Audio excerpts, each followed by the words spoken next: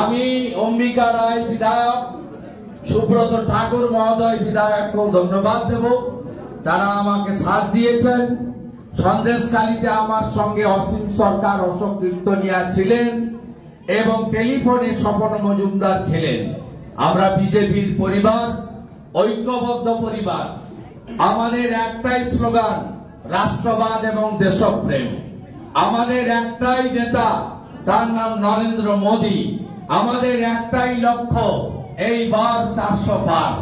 আমাদের সামনে আর কোনো লক্ষ্য নেই, তাই আমরা সবাই একসঙ্গে পদ্ম ফুলের হয়ে কাজ করব। আমি এখানে আমার অনেক সংখ্যালঘু মুসলিম নেতা ভাইদের দেখছি। আমি অত্যন্ত খুশি যে এরা রাষ্ট্রবাদের পক্ষে আমাদের সঙ্গে আজকে এসেছেন। কারণ আমাদের প্রধানমন্ত্রী যেমন ভারতবর্ষ, হিন্দুস্তান, সনাতন সংস্কৃতিকে বিকশিত করার কথা বলেন, তিনি ঠিক স্বামী বিবেকানন্দের মতো, প্রভু হরিচাঁদ ঠাকুর, গুরুচাঁদ ঠাকুর মতো বা শ্রী চৈতন্য দেবের মতো তিনি সব সময় বলেন নিজ ধর্মের প্রতি আস্থাশীল হও, অপর ধর্মের প্রতিও শ্রদ্ধাশীল থাকো।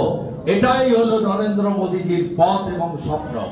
তিনি সবসময় বলতেন, আমি এই ভারতবর্ষে নেতৃত্ব করতে এসেছি বিশ্বের দরবারে ভারতবর্ষকে 1 নম্বর করার জন্য। তিনি সবসময় বলেন, আমি পরিবারবাদ, আমি ভ্রষ্টাচার, দুর্নীতি, আমি তোষণের বিরোধী, আমি বিকাশবাদের সমর্থক। আমার স্লোগান সবকা সাথ, সবকা বিকাশ, সবকা বিশ্বাস, সবকা প্রয়াস।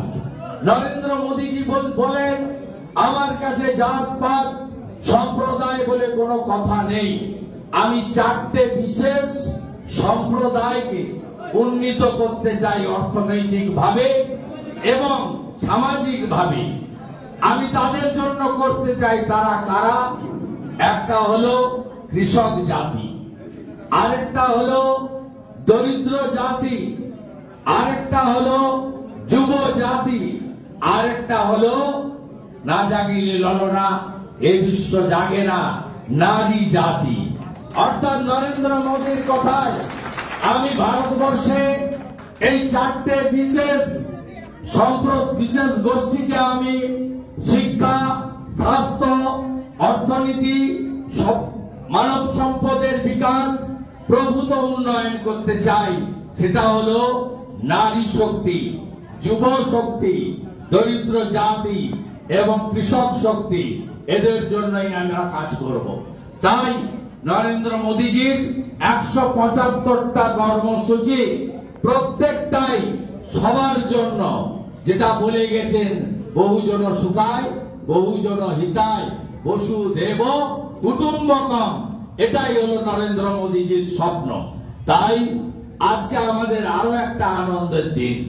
বাগদা কেন্দ্রে মোদীজির ভক্তদেরকে ভুল বুঝিয়ে বিজেপির পদ্মফুল, মোদী হাওয়া এবং তৃণমূল বিরোধী সবার ভোট নিয়ে একজন জিতেছিলেন। সেই লম্বা ছেলেটির নাম বিশ্বজিৎ দাস। বহু গুণে গুণান্বিত, গুণের আধার, তার গুণ বলে শেষ করা যাবে না। আজকে ওর জালও গেছে, গামছাও গেছে। কারণ এতদিন তিনি বিধানসভার ভিতরে বলতেন আমি তো বিজেপি, আর বিধানসভার বাইরে বনগাঁ সাংগঠনিক জেলা চোরেদের পার্টি তৃণমূলের সভাপতি। একই অঙ্গে বহুরূপ, যাকে আমরা বলি না কাকতাড়ুয়া, বহুরূপী। এগুলো আমরা যাত্রা, নাটক, সিনেমাতে দেখতাম। কি সুন্দর বিধানসভায় আমার পাশে বসে আছে।